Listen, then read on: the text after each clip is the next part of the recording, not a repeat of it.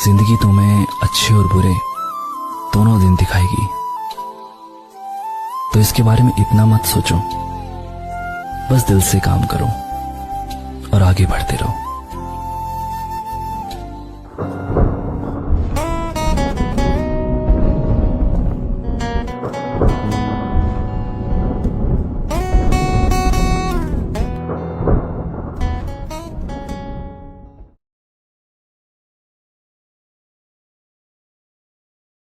वक्तन फवक्तन हम सब उदासी, मायूसी और बेजारी में मुब्तला हो जाते हैं। उमूमन ये अलामात 1 या 2 हफ्ते में ठीक हो जाती हैं और हमारी ज़िंदगियों में इनसे कुछ ज़्यादा फ़र्क नहीं पड़ता।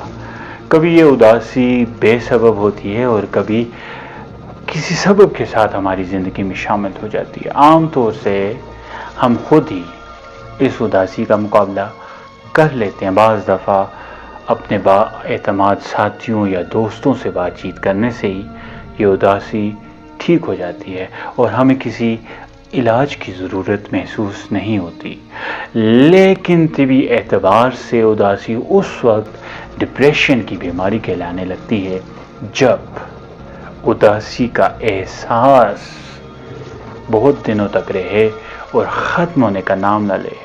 उदासी की शिद्दत इतनी ज़्यादा हो कि ज़िंदगी के रोज़मर्रा के मामूलात इससे बुरी तरह मुतासिर होने लगे। डिप्रेशन की बीमारी की शिद्दत आम उदासी के मुकाबले में जो हम वक्तन फ़वक्तन महसूस करते रहते हैं कहीं ज़्यादा गहरी और तकलीफ़देह होती है। इसका दुरानिया भी आम उदासी से काफ़ी ज़्यादा होता है और महीनों पर मुहित होता है। जिन अलामात डिप्रेशन की निशानदेही हम करने जा रहे हैं, ज़रूरी नहीं कि हर मरीज़ में ये तमाम ही अलामात मौजूद हों। लेकिन अगर आप या किसी और मरीज़ में कम से कम 4 अलामात भी नज़र आ जाएं, तो इस बात का कभी इम्कान है कि आप डिप्रेशन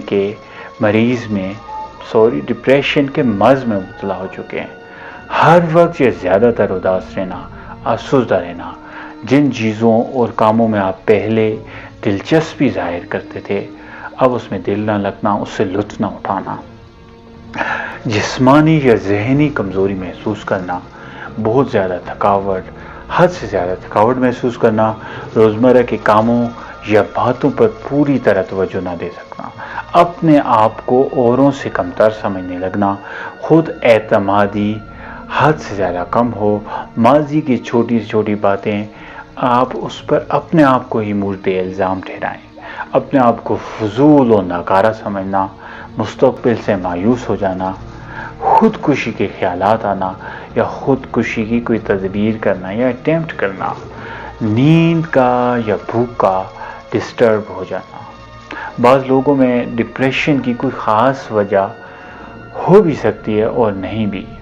बहुत से लोग जो उदास रहते हैं, अफसुर्दा रहते हैं और डिप्रेशन का शिकार होते हैं, उन्हें अपनी उदासी की कोई वजह समझ नहीं आती। इसके बावजूद इनका डिप्रेशन बाज़ दफ़ा इतना शदीद हो जाता है कि इन्हें मदद और इलाज की बहुत ज़्यादा ज़रूरत होती है।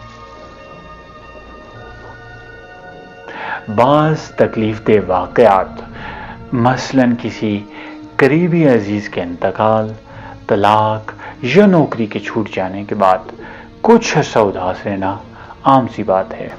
अगले कुछ हफ्तों तक हम लोग इसके बारे में सोचते रहते हैं और बात करते रहते हैं। हम कुछ अरसे बाद उस हकीकत को तस्लीम कर लेते हैं और अपनी रोज़मर्रा की ज़िंदगी में वापस आ जाते हैं। लेकिन बाज़ लोग इस उदासी से बाहर नहीं निकल पाते और बुरी तरह डिप्रेशन के मर्ज़ का शिकार हो जाते हैं।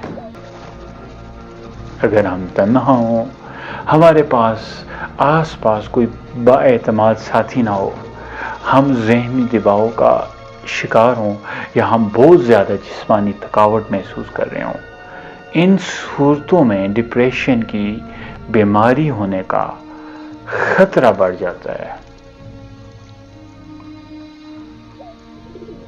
جسمانی طور پر بیمار لوگوں میں ڈپریشن کا امکان اور بھی زیادہ ہے. جب یہ بیماریاں ایسی بھی ہو سکتی ہیں جو زندگی کے لیے خطرناک ہو، مثلا کینسر یا دل کی بیماریاں، یا ایسی بھی جو کہ لمبے عرصے تک چلنے والی اور تکلیف دہ ہو، مثلا جوڑوں کا درد یا سانس کی بیماریاں.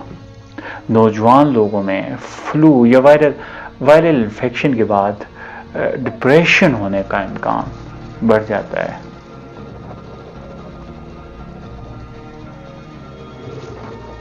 ڈپریشن کسی کو کسی بھی وقت اور کسی سے بھی ہو سکتا ہے، لیکن بعض لوگوں کو ڈپریشن ہونے کا خطرہ اور لوگوں سے زیادہ ہوتا ہے. اس کی وجہ ہماری شخصیت بھی ہو سکتی ہے اور بچپن کے حالات اور واقعات بھی. جو لوگ الکوہل بہت زیادہ استعمال کرتے ہیں ان میں سے اکثر لوگوں کو ڈپریشن کا شکار دیکھا گیا ہے. بعض دفعہ یہ پتہ ہی نہیں چلتا کہ انسان شراب نوشی ڈپریشن کی وجہ سے کر رہا ہے یا شراب نوشی کرنے کی وجہ سے ڈپریشن کا شکار ہے. جو لوگ بہت زیادہ شراب نوشی کرتے ہیں ان میں عام لوگوں کی نسبت خودکشی کا رجحان زیادہ پایا گیا.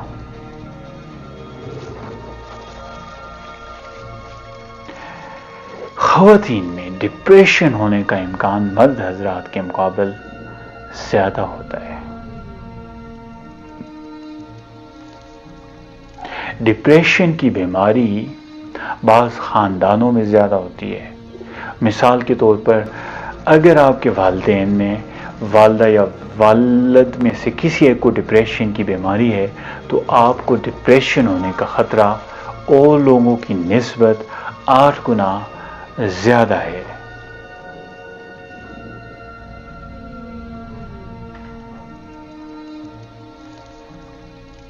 جن لوگوں کو شدید ڈپریشن ہوتا ہے ان میں سے تقریباً 10% لوگوں کو ایسی تیزی کے دورے بھی ہوتے ہیں جب وہ بغیر کسی وجہ کے بہت زیادہ خوش رہتے ہیں اور نارمل سے زیادہ کام کر رہے ہوتے ہیں. اس تیزی کے دورے کو مینیا اور اس بیماری کو بائی پولر ڈس آرڈر بھی کہتے ہیں. اس بیماری کی شرح مردوں اور عورتوں میں تقریباً برابر ہے. یہ بیماری بعض خاندانوں میں زیادہ پائی جاتی ہے.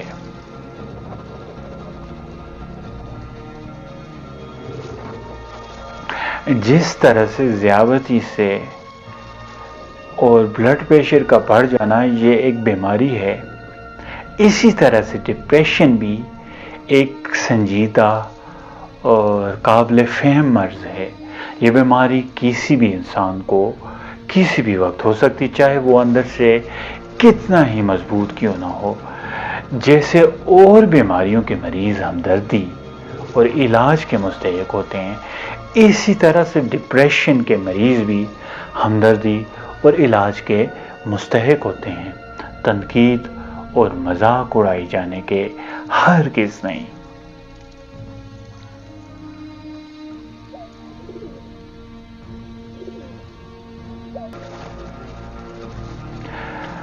اپنی جذباتی کیفیات کو ہرگز راز نہ رکھیں.